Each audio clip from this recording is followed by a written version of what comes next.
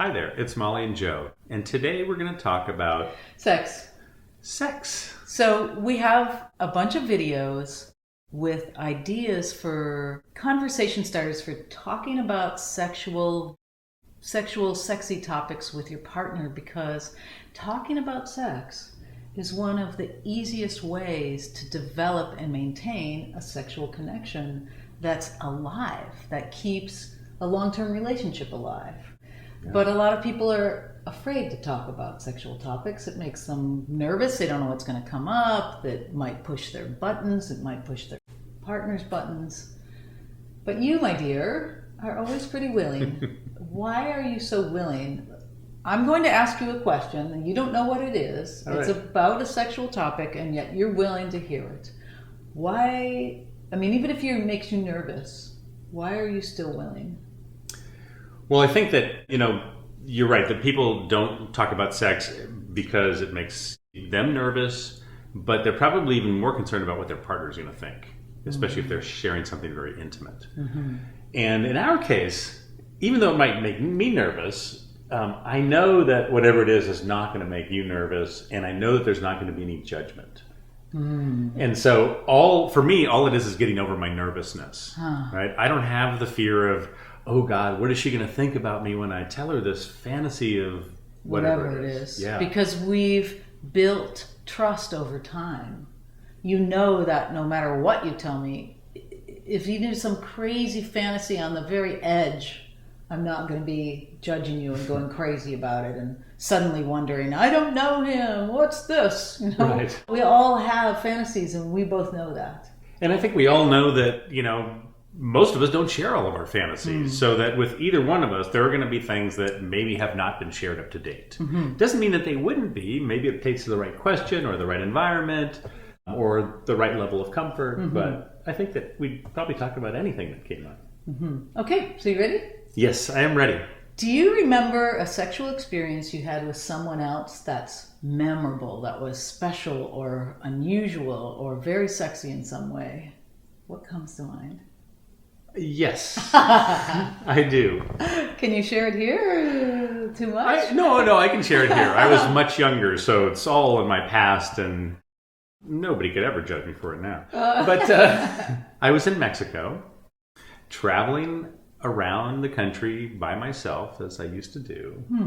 And I loved taking the trains. The trains were these old American Pullmans that had been repurposed for use in Mexico, which meant they broke down every 100 miles and, for hours, and you never got anywhere on time. But at any rate, you liked it. I liked that. I liked seeing the scenery, talking to the people, working on practicing my Spanish. And I also liked getting a little, what they called gabinete. It's a little room.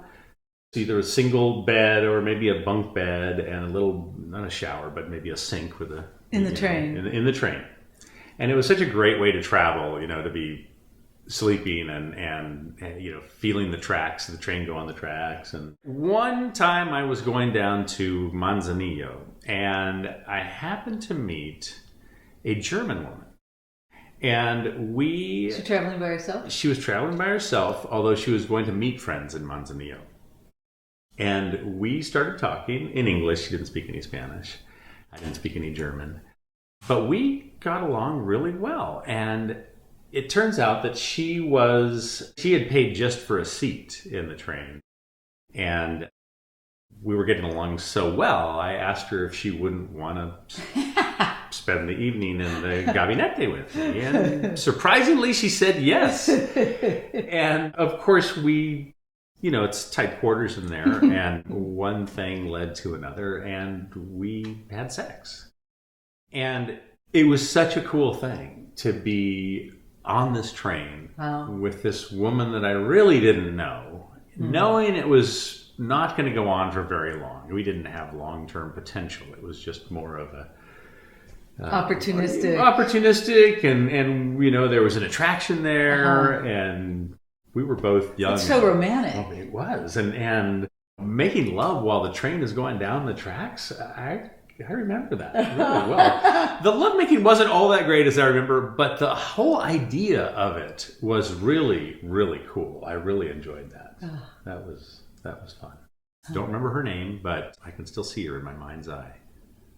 as I said goodbye to her in Manzanillo. Very sweet. Yeah. Thank you.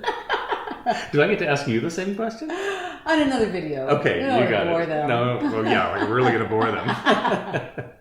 I think what I love about being able to share a story like that from somebody's past, and the reason it's easy to do for us, for one, I don't give myself a lot of messages like, oh my gosh, was she prettier than I was? Do you miss doing that? Do you wish you could do that now that you're with me? I don't torture myself with that kind of internal dialogue. I used to, but over time I learned that doesn't get me a lot of happy places. So I don't do that anymore. I honestly trained myself not to think about that kind of stuff and think about things that make me feel excited instead. Like, wow, I love picturing you at what age?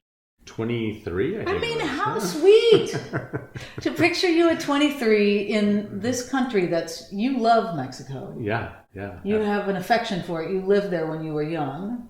I did. And You so love there's a the part of it in language. my heart. Yeah. Yes. Yeah. You love the language, you love the people, and here's this sweet, romantic, sexual adventure you had that you can share with me. And you can tell the story with details, and I asked you questions to bring out more details because I like to see the whole picture. Yeah. It's really fun. Thank you. Well, thanks for asking the question. Bringing back that memory. Thanks for joining us.